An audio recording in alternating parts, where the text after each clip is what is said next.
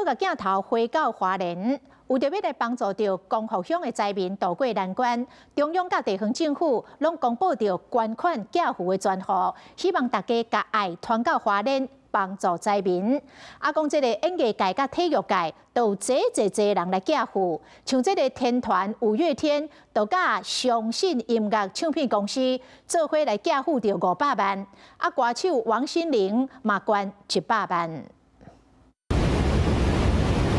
南投县未来花莲马大安溪的崩山湖早日发生1楼造成伤亡，各界真唔甘搁艰苦，大家有钱出钱，有力出力。天天想你，天天守住一颗心，把我最好的爱留给你。真侪家庭因为这一病的灾情，全破碎思念，敢会当藏伫咧心肝内，阁有真侪人碰见。演艺界的人就来捐钱，希望受灾的人民会当得到帮助。5月天含相信音乐捐500万救灾，钢一间公司的老药险嘛捐100万，歌手王心凌含吴菊quyền捐100万，罗志强、吴孔仁嘛普文下捐，希望大家一切平安。为韩国来台湾的啦啦队成员李德辉透过经纪公司来发声，嘛希望大家平安无事。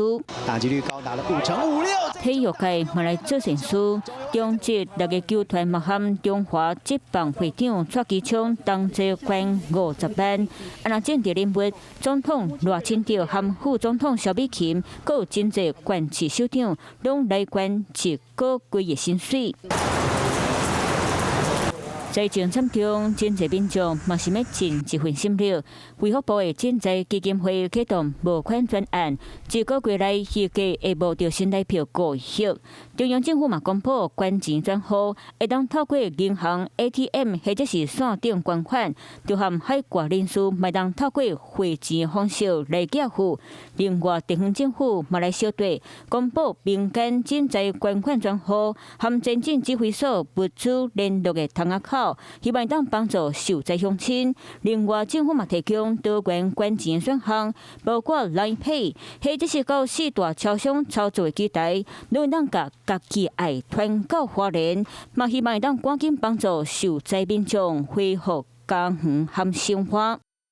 Hello， 我是林仙怡。想要抢先掌握最及时的新闻资讯吗？赶快订阅、按赞、开启小铃铛，锁定华视新闻 YouTube 频道。